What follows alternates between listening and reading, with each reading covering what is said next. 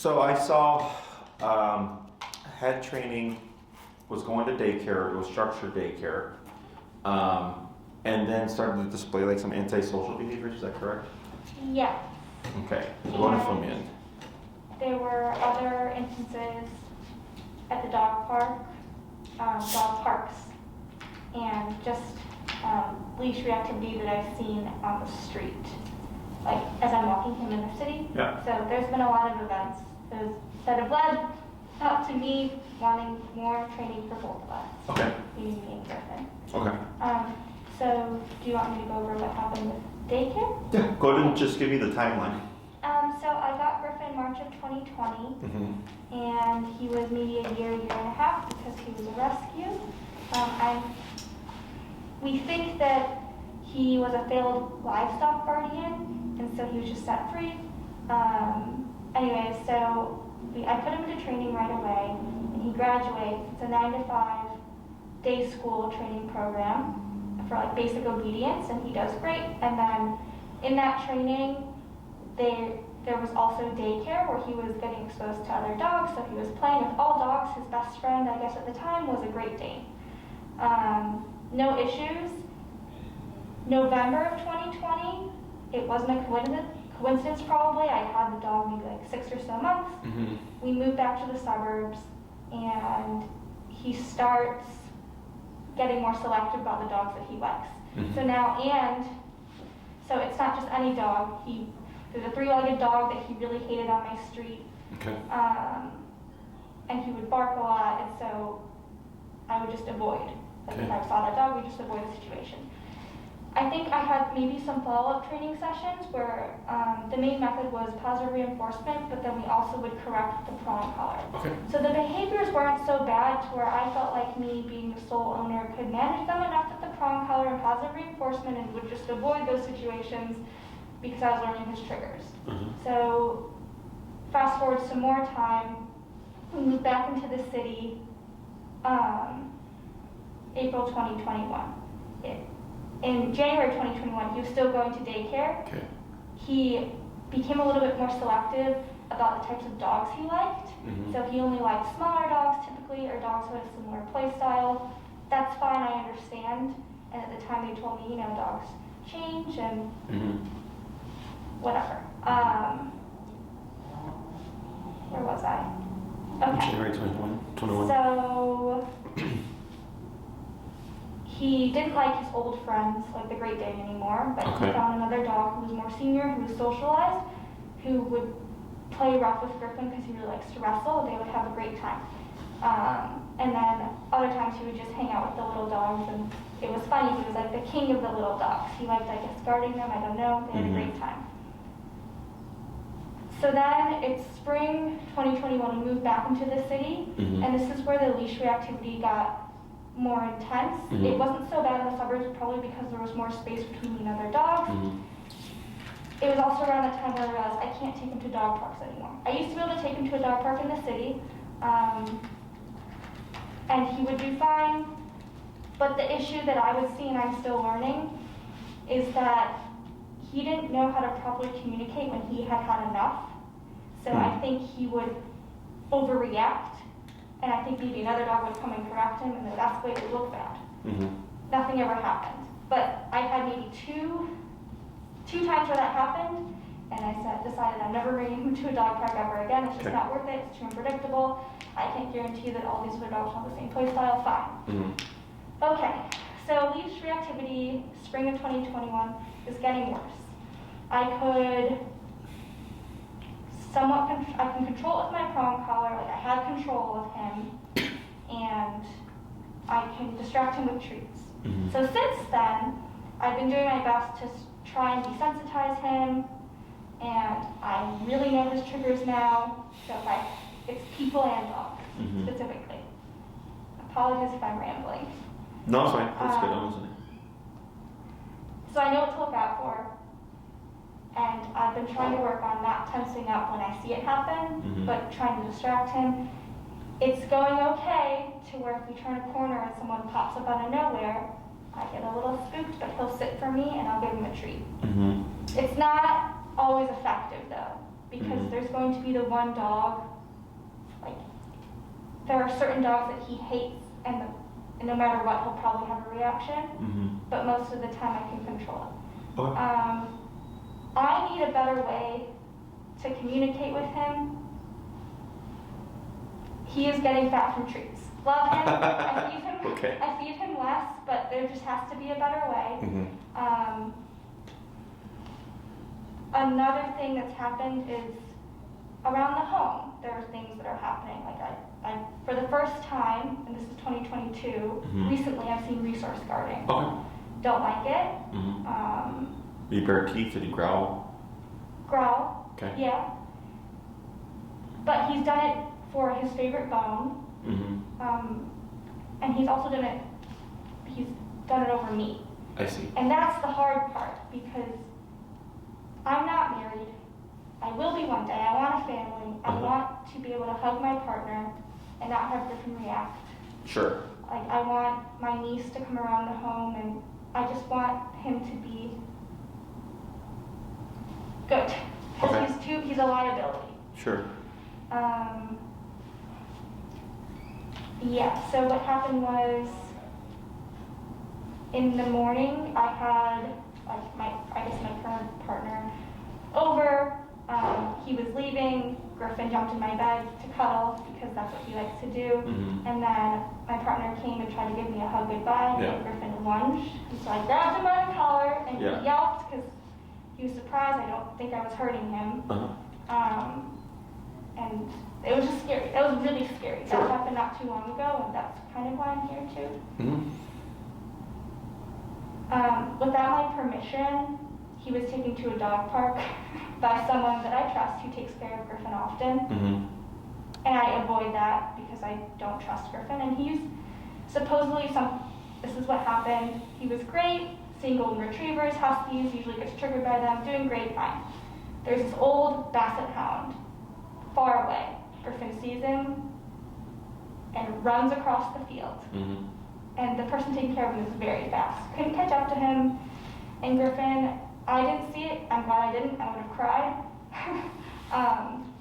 Griffin, I guess, tackled this dog and stood over him. And the noises Griffin was making were very scary and aggressive. The daycare, when he's had instances where he's like tried to hump, but they told me it wasn't aggressive. So yeah, I need to nip this all in the bud. It's not acceptable. Okay. So he's what, like 3 years old now? Yeah, I think, the timeline of things makes sense. I moved, you don't really know a dog's personality until you've had them for like 6 or so months. I don't really know how it works. He's maturing now, maybe he's become more selective with the dogs he likes. That's fine, I can accept it, but it's the aggressive tendencies. And I don't know if you would consider them aggressive. We'll see. He hasn't been properly socialized. I tried. It's just reached a point where these bad behaviors have already been introduced, and now I need to correct them, and positive reinforcement and the prong collar are just not enough for me. Okay. That's So there's a lot of good information. In terms of your dog, Pyrenees were bred to guard livestock, so that security thing can be genetic. It's not uncommon for any dog to guard their owner and stuff like that, and I'll break all that stuff down. But if you rescue a livestock guardian, as you said, well, that's what he's doing. Yeah. So it's I don't look at them as aggressive because that's his genetic code. Does that make sense? Yeah. But I'll break things down, and it's not that we can't address it because they're not acceptable, but. Like if I had like a Rottweiler, they're also meant to guard, right? And they were to start displaying that kind of behavior, I would write like, well, yeah, like I got a Rottweiler, like that's what would I expect? Does that make sense? So I'm a bit more kind of relaxed about it, just because it all makes sense to me. And then when you have the tools to address things, it just makes things a lot easier. Right now, you don't have the tools. Okay. I'm optimistic about training with, I've looked at your videos in e-collar. I'm thinking he'll respond really well. He doesn't like high frequency noises. And he's sensitive. Like, I think it'll be effective. Sensitive how? He's a big teddy bear. Oh, that's a different type of sensitive. He's just a big teddy bear. And he gets easily spooked. So I don't yell. Yes. Um, So, from what I'm hearing from your dog, it sounds like you have a nervous dog. yes, I think Okay. he gets. I can't tell if it's overstimulated, if it's overstimulation when he reacts, or if Mhm. it's fear. I can't discern. Sure. It's anxiety for sure. I've considered maybe like, oh, medication could be an option, but I don't want to do that until I've tried Like exhausted exhaustive or training. Yeah.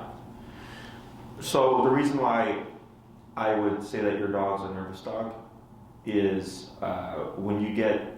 typically when we get human reactivity, it's almost always a nervous dog. Not that it can't be fear or anything else, but a lot of times it's nervousness. Like when you're caught off, like you said, you're caught off guard and the dog reacts, it's typically a nervous dog. Okay? The whole guarding stuff makes sense. So, in terms of your timeline, because you said you got him when he was about a year and a half, correct? And then you got him March and then of 2020, and then in November you moved to the suburbs, which is 6 months, right? And so if you got him in a year, so there's three pivotal shifts in a dog's life: 6 months, a year, and 2 years. 6 months and a year are the most common. Okay, so like I'll get a client that says, Jesse, my dog was a friendly puppy, loved everyone, loved every puppy, every dog. But at 6 months or 7 months, he was attacked by a dog at a dog park, and ever since then, he's hated dogs.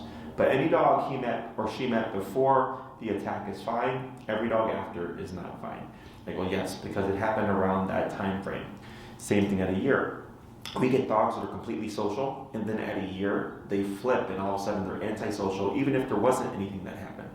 And it's because there's a psychological change. So 6 months, I describe it as terrible twos brain, teenager body. At a year, we get teenager brain, adult body. At 2 years, we get adult dog. Okay, so I have another client right now that's training with me, and at around the 2-year mark, they moved literally across the street here. And their dog was completely social with dogs and humans prior to the move. Ever since the move, dog and human reactivity, and if you try to walk into the house and he doesn't know you, he will attack you with intent to do harm, right? And the only thing that changed was that they moved when he was around 2 years old, okay? So all these things for us, like, because we understand moving and relocating, it's not a big deal, but for dogs, depending on when they happen, and not that things can happen out of those time frames, can cause things to happen, right? So you went from busy Chicago to quiet suburb, back to busy Chicago, and I get clients who got their dogs in the suburbs, and then they move to Chicago, and the dog's like completely leash reactive towards everything, because I'm like, it's too stimulating, there's too much stuff going on, right? So a lot of that stuff all makes sense to me. The guarding of you and all that makes sense to me, especially like if during quarantine you're isolating yourself because you became his like world, so to speak. So a lot of my clients whose dogs are social, then the quarantine happened, so dogs weren't being socialized, people weren't coming over, and then when things start to open back up again, all of a sudden the dog's being territorial over the home and over the human. I go, yeah, because all they know is you. So now, you're trying to go back to a normal life, but for the dog, it's not normal. Yeah. Does that make sense? He still went to daycare after he moved back to the suburbs in November of 2020, but he did become more selective about the dogs that he liked. And yeah. What's promising about Griffin is that he has a few friends. And he just had a play date today with a Frenchie. His best friend's a French bulldog, and they play really well together. Has he made any new friends with you since all this stuff? He became closer to the French bulldog, yes. But is that a dog he knew prior? Barely. Okay. Because we didn't see each other much. Sure. There's I go on walks with a golden retriever who's a little bit smaller. He usually hates golden retrievers and Bernese mountain dogs. That's like one of his triggers, but he gets along well with her because me and his mom had gone on walks, and we didn't start getting close until after we moved back to the city. So there are promising things. What else? He met a wiener dog when we moved back to the city, like April of 2021. He wanted to play. They got along fine. I was nervous though. But a small dog. Yeah, the dog had no interest. yeah. Yeah, had no interest in. Indifferent too, sure. He used to be friendly and play well with my brother's dog, who was a golden doodle, who was tall. I have not allowed them to be near each other because I'm worried. I don't want to risk it. Sure. And there hasn't been a need for them to be in the same household. Maybe they were together once and my parents were watching them and everything was fine. He knows my parents' dog, who is a black lab mix, who's like 60 pounds. He's kind of a bully to him. And Benny is wonderful and stands down. But I can tell Benny gets nervous around Griffin. Sure. Griffin's kind of rude. I just don't think he's been in situations where he's been allowed to be corrected the way that he needs to be corrected, and I can't. I don't think with the prong collar, even if I had a short leash, I don't know if I would. There's too much room for error for me to watch them play and give a correction if he's not playing nice. And it's hard for me to tell. Like, I feel like there's a lot of communication that happens that I still understand because I'm me. Like, I don't know much. So with the prong and the so you're in the right direction because you have a correctional tool. The issue is that it takes a lot of technical skill to use correctly, right? And then if he's playing with another dog, you're not going to be sitting there holding the leash as he's playing. You have to let it go at some point, right? So in your case, the easiest things to address are the reactivity, the leash reactivity. Is almost always the easiest thing to address, okay? Because it's just walk past people, walk past dogs, and don't be reactive. He'll see people, he hates delivery people, old people with silver hair. If they walk too slow, walk too fast. Usually men, women, for the most part, like. But if they get too close, I can see him like lock eyes, and like I can see his ears go forward, mouth will close, and tenses up. ready to go. Yeah. So that is the easiest stuff. Okay, good. When it comes to guarding you, like from your partner and stuff, I can't make him like your partner coming into your space when he's with you. I think what was different about that experience was, it's happened with another friend too, that he didn't particularly like. Sure. They're growing on each other. Griffin was cuddling with me and in bed with me, and so as long as Griffin isn't really close to me, I think it could be okay.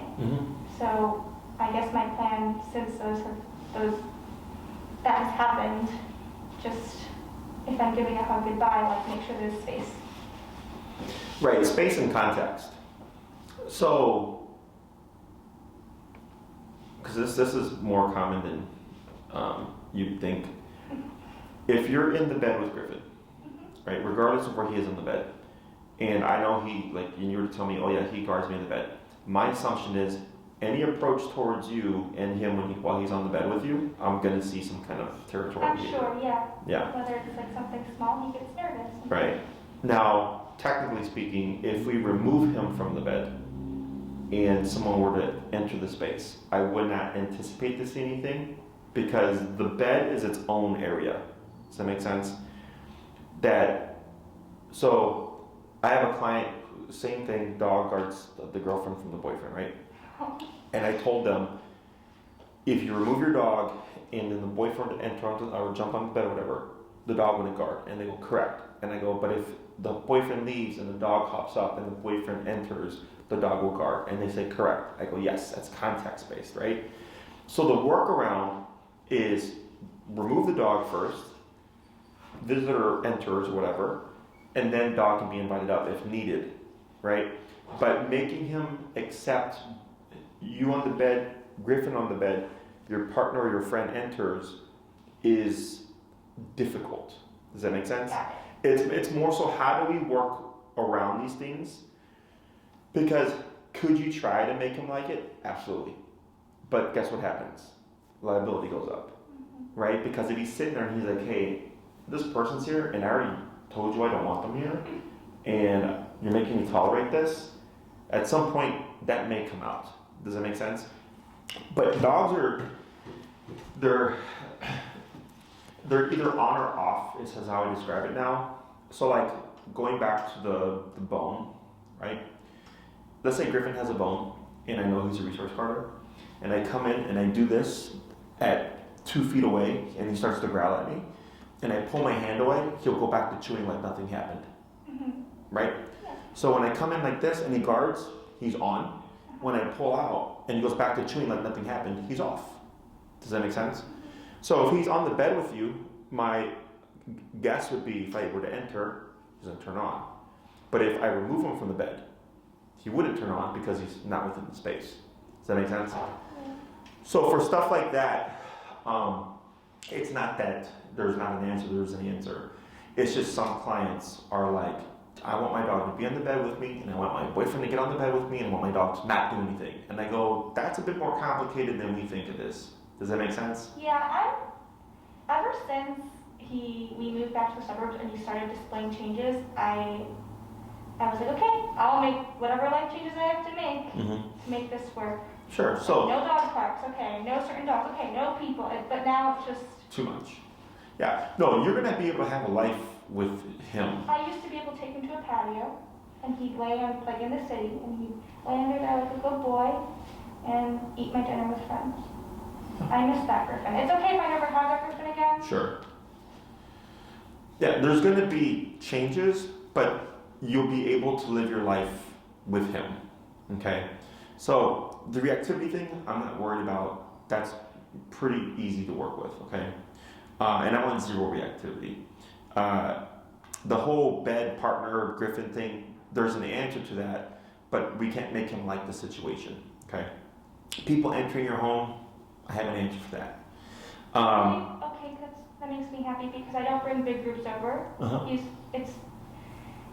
He hasn't done anything ever when I've had 4 people over, but I avoid the situation. I Sure. don't want to have to do that.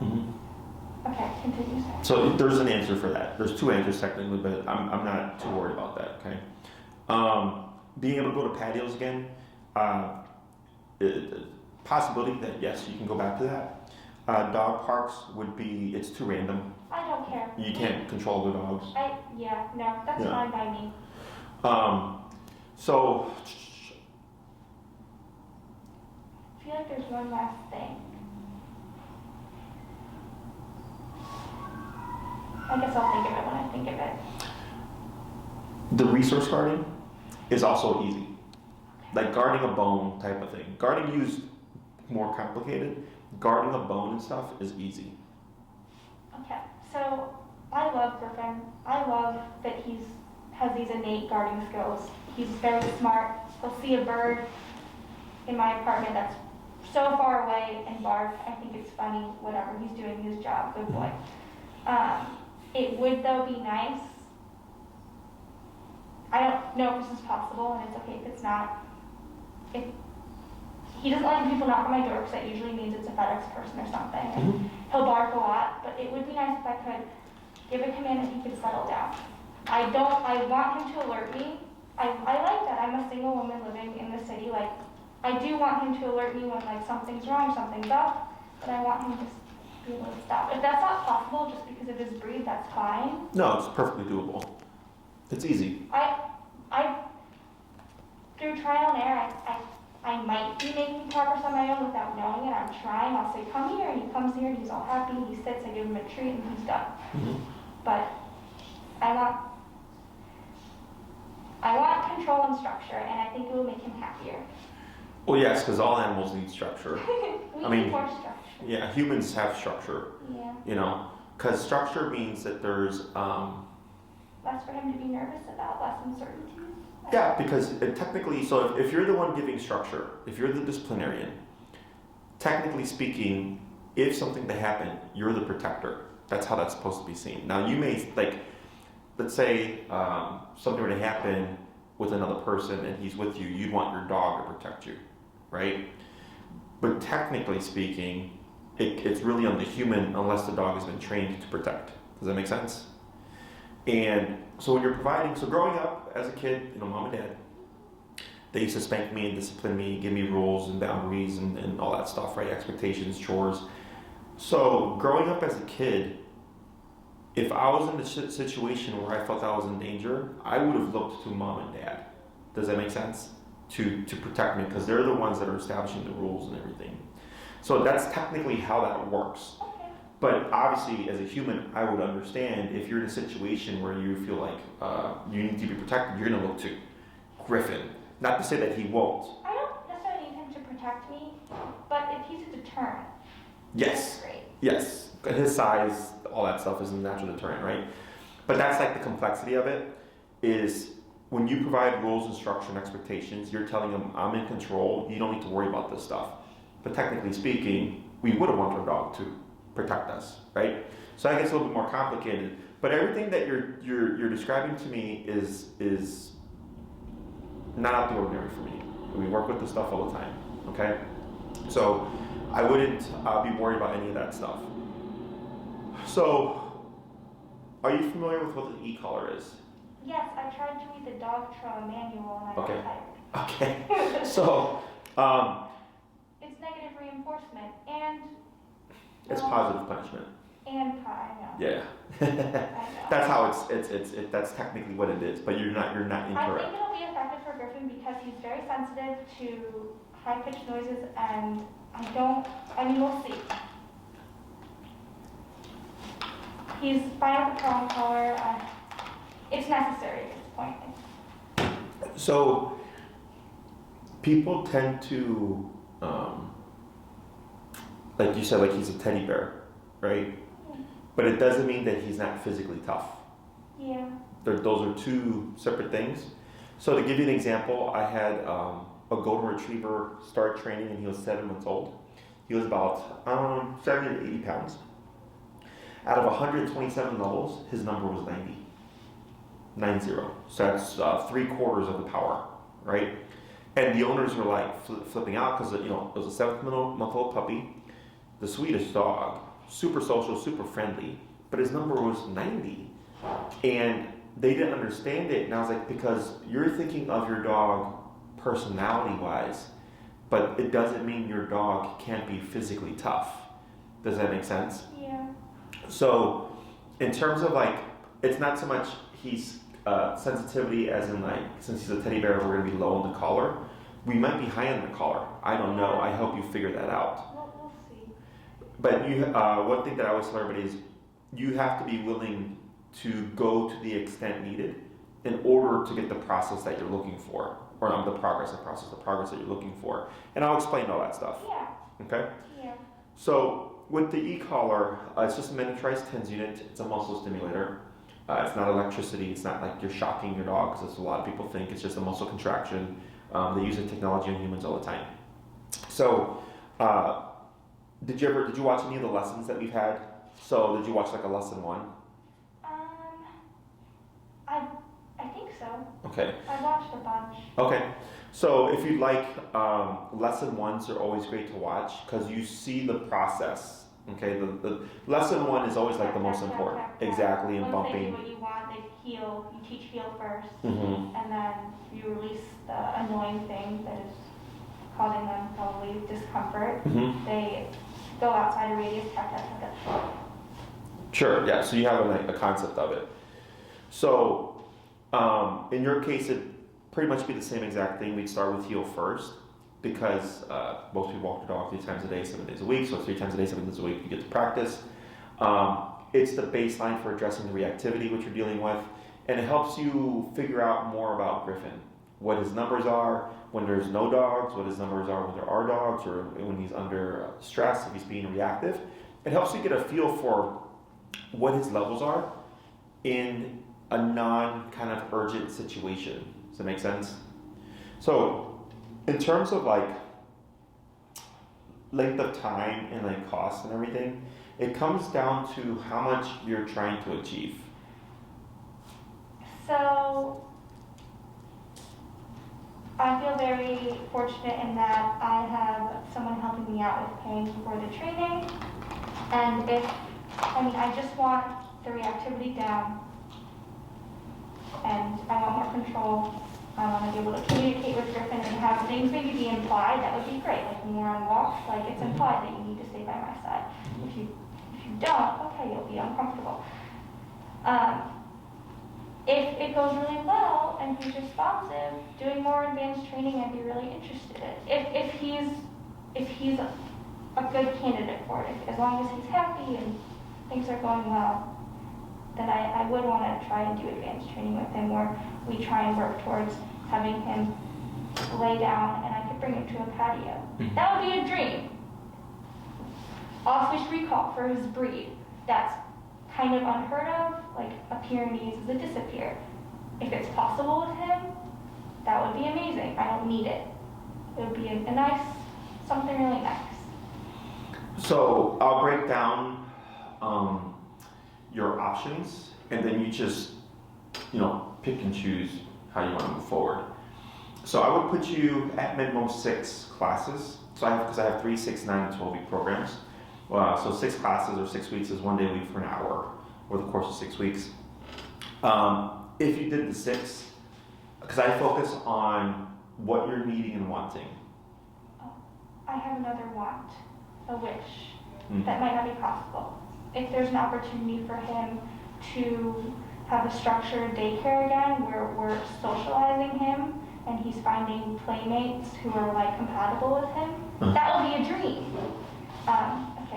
Okay. That's probably, yeah. So if you did 6 classes, there's 2 on heel, and we see what happens.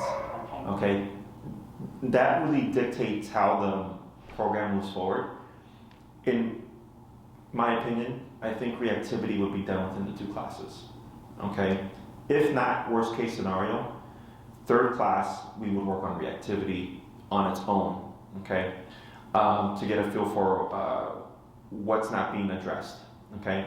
But in your case, I'm pretty confident that within the first 2 classes, 2 weeks or so, we're going to get that reactivity squashed. Okay. So a 3rd class on reactivity if needed. By the 4th class, you would be ready to do the in-home, which is me showing you how to have people come over.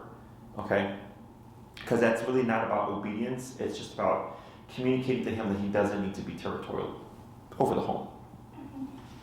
So that gives us 4 classes. The 5th class would be stationary work, which is also tied to people coming over. So is that like the place command? Yes.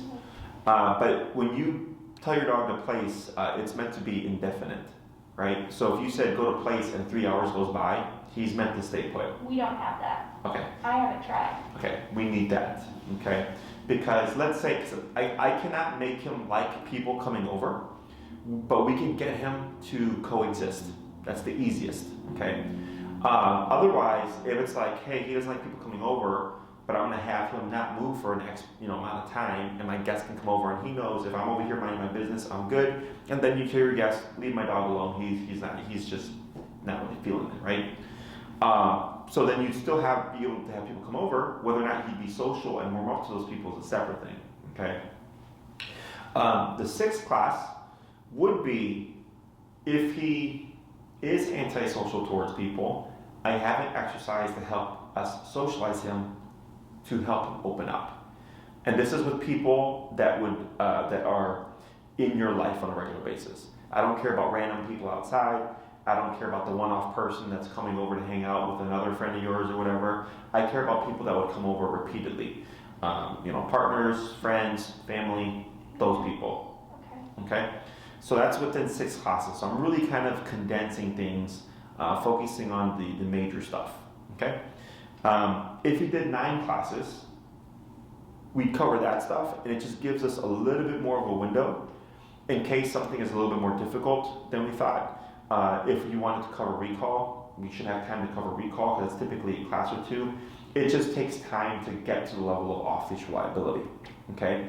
If you did 12 classes, you have a really big window of time to work with, because when it comes to behavioral cases like yours, it's all about time, right? So like, I had a client who did 9 classes with me like 3 or 4 years ago. She had a very reactive pity. She used to have to go down like 23 flights of stairs And she'd go out like at 3 o'clock in the morning and stuff because she didn't want to see people. She couldn't take the The elevator. dog Lake? No, Oh, no. Lake, her family lived in a standalone home. So this particular dog, she lived in a condo in Lincoln Park. So within a couple of classes, the reactivity had been squashed.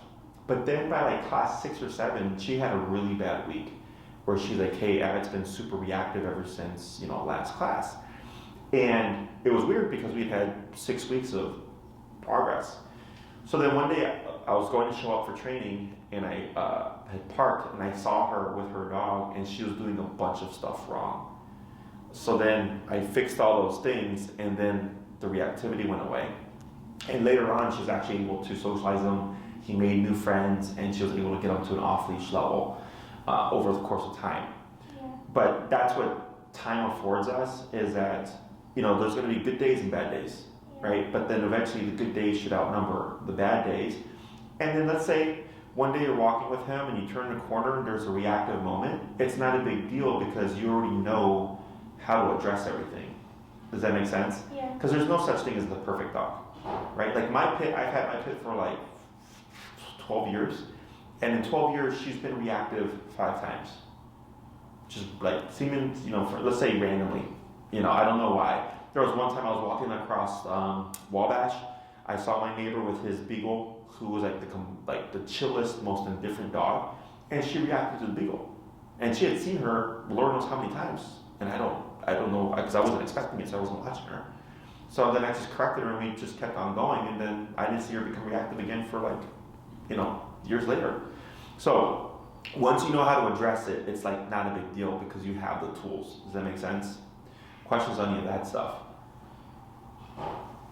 No, I'm just really happy I watched so many videos. Lake you saw like the shorter one? I watched so many. I think I spent maybe a total of 3 hours at least, just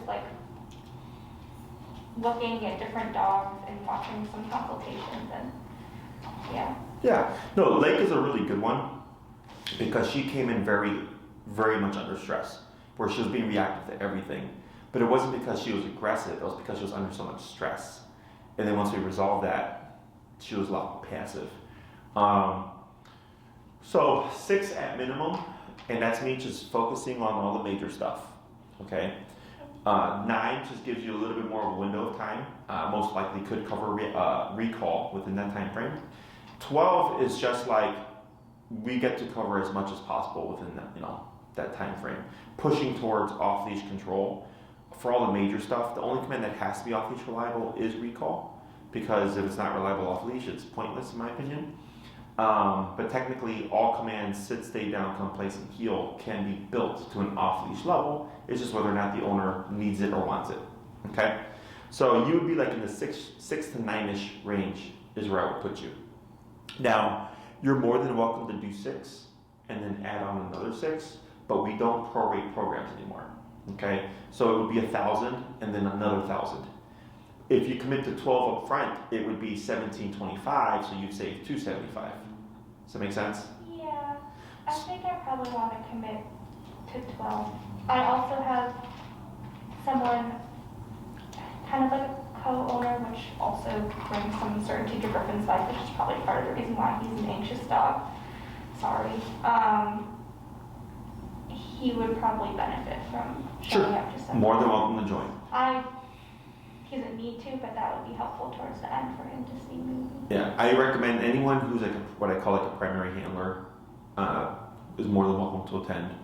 And you can think about it, mull it over, and all that stuff. But just so that you're aware, because we've had clients, ask can they do 6 and then 6, and they say sure, but it's 1,000, 1,000 as opposed to 1,000 and then 725. That would be prorating it. Considering that, you'll meet Griffin, and I've watched your video where you told someone this is not an aggressive dog because X, Y, Z. It sounds like you don't think Griffin is aggressive. Mm-mm. So I was prepared for the aggressive pricing. So. Oh, sure. Yeah. No, your case, it's what I would call a minor to moderate behavior case.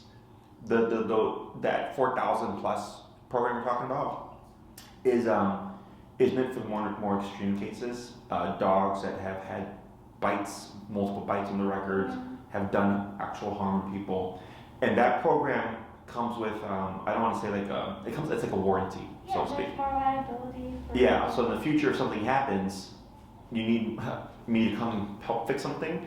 It's included with the pricing of the program. So like I have a dog right now that's boarding with us that did the behavior program, and so like let's say that, we wrapped up the program and like in 2 years something happened and they called me up and I'm like, all right, I think you're gonna need 4 classes. They wouldn't pay extra for the classes because it's a lifelong type of thing. It doesn't mean we train the dog every week for the rest of its life. It just means if something happens later on, it's covered within the price tag of the program. If you would like to have the warranty, you're more than welcome to. I don't think that you need it. Okay?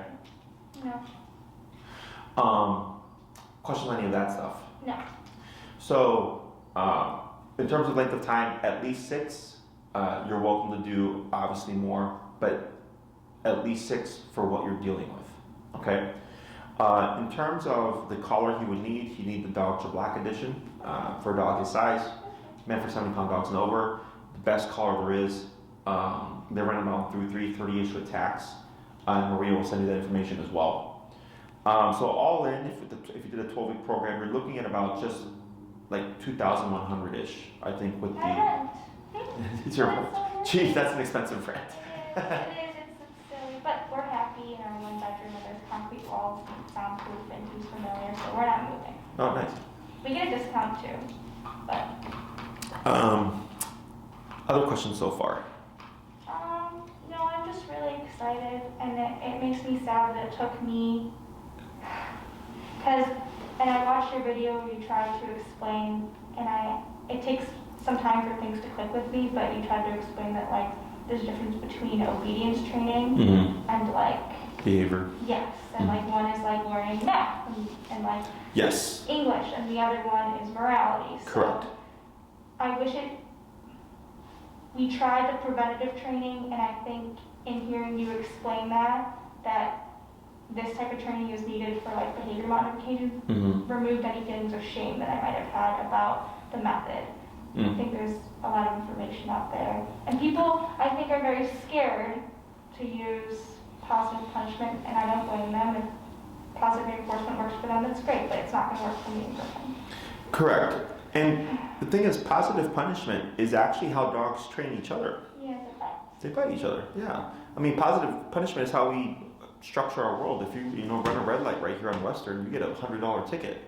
That's positive punishment, So it's healthy, but people, it's the way they view it. Unfortunately, that it's got that stigma. I've helped so many people keep their dogs and prevented dogs from being euthanized. That was going to be my next question. The reason why, I brought up the reactivity with the other places I've been to, and they're great. They love Griffin. But every time I brought it up, I don't know that they have the tools to be able to change his behavior. It's always been just avoid those situations then. You can't. That's not realistic. And that's fine. But the reason why I was so interested in, I think, your business is because dogs who were supposed to be euthanized came to you. Oh. Dogs from failed trainers came to you. And I didn't want to give them thousands of dollars only to not have had really effective training. I mean, that's smart. I mean, unfortunately, I get people, I just did a consult, and she did 2 board and train. She spent $10,000, already did e-collar training, and none of it stuck. We did the consult. She was like, I'm on board, let's do it. And then boom, boom, boom, real fast. And all of a sudden, one day, she was like, I'm going to a different trainer. And I was like, okay, well, best of luck. Because I already know, they're not going to fix it. You already spent $10,000 on 2 other trainers and they both failed, but that's her journey, right? But unfortunately, I also had another person who spent around $20,000 on several, I think at least 6 positive reinforcement trainers. And I was like, why did you keep going back if it just wasn't working? And he's like, well, I just kept hoping it would. And I was like, well, you could have sold yourself $20,000, So Yes, it happens, but at least you've had the common sense to like think about it and go like, well, So, and which is why we film stuff now, because it just shows people like, this is our work. Here we go. We're super transparent. I actually genuinely hope that maybe there's someone with a similar situation where there's a 5'3", not super strong someone with a big guardian dog. Maybe they'll see my videos and they'll be happy. We'll see. Yeah. May I ask, have you had any failures? Yeah. But it's not me. Who do you think it is? Probably the lack of consistency from It's the owner. handler. It's the owner. Well, I can only take you as far as you're willing to go. that's why I think more sessions would be good because I need to be trained. Yes. And I don't want to leave too much room for error. I probably already am reinforcing bad behaviors without whether it's my intention or not. So. Yeah, I mean, but that's why I have a job. That's why I'm here, right? Yeah. But yes, we've had failed cases. More often than not, it's the owner. Okay. Now, we also get very extreme cases. So I would say every year I get at least 1 to 2 dogs that they have a good owner, but the dog is just, for lack of better words, fucking crazy. But the owner is able to have a life. They don't have a perfect dog. They don't have a dog. They have the ability to stop things and regain control when things go south. So they have the tools to keep their dog and keep their dog safely. There's some cases where I'll tell the owner like, hey, make sure this dog is always muzzled when you take this dog out the house because it's just too much of a liability. Maybe Griffin needs a muscle. I don't know. Oh, actually, that was something I was going to bring up. In terms of socialization, if that's something that you would like to have a part of the program, I would suggest you start muzzle conditioning now. Okay? The reason is, if we get to the stage of socializing with a dog or a human, you're going to be under a lot of stress.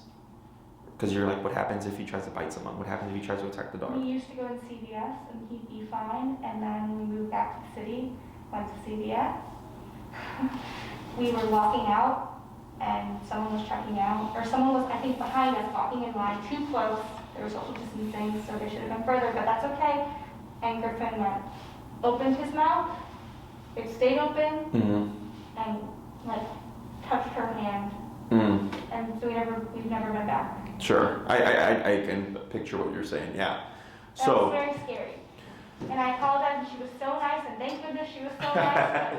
But, I don't want to be the reason that no dogs are allowed in that CVS. Sure. Yeah, the muzzle will help take off a lot of anxiety and stress. And you can ask Maria and tell her like, hey, Jesse suggested a muzzle condition, and she'll send you a link to videos to watch to start the conditioning process. You would definitely want to start that process as soon as you can. Okay. Okay? That might make him look like a scary dog. It's okay. It's a tool. If you want to think of it this way, let's say when you have guests come over and you want Griffin to socialize with those guests, right? Yeah. And then you explain to your guest his history. They're going to be very apprehensive and probably not going to want to help you because the liability of being bitten, right? But with the muzzle on, it takes off that risk and it helps everybody feel better, okay?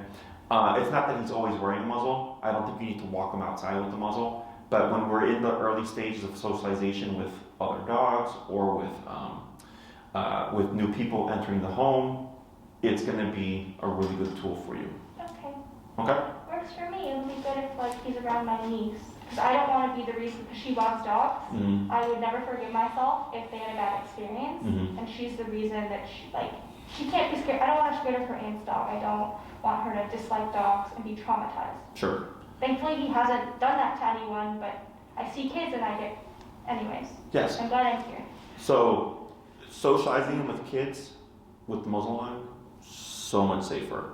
And so much, like right now, you welled up with the stress, right? Yeah. It just helps keep those nerves down because if he did try to do something, he can't get a full-on bite. Yeah. Okay? So that's definitely a process that I would suggest you start as soon as possible. Even if you book training and it doesn't start for a couple of weeks, start the process already. Oh yeah, Okay? I was mentally prepared for you to say that you didn't have availability until July. Is that the case? No, right now we're in a lull Okay. because of the holidays and stuff. Yay. So Maria can help you with all that stuff. But yeah, start the conditioning process as soon as possible. Okay. Okay. Other questions?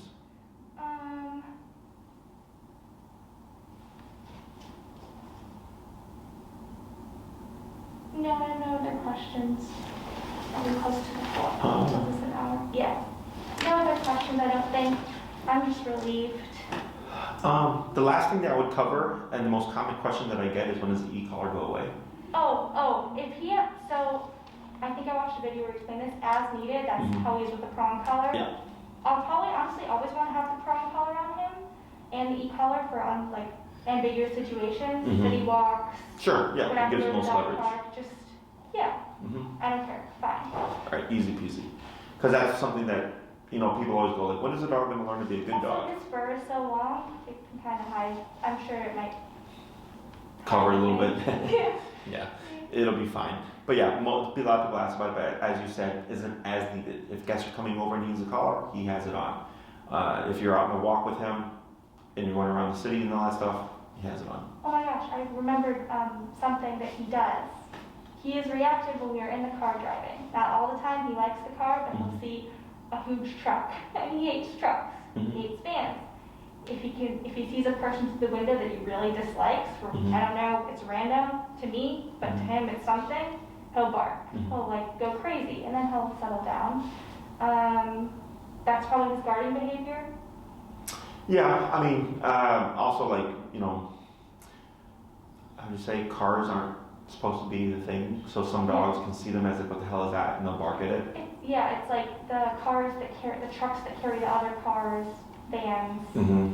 He just hates them. Easy. Certain people he hates. In the car? If other drivers or passengers in a different car. Oh, sure.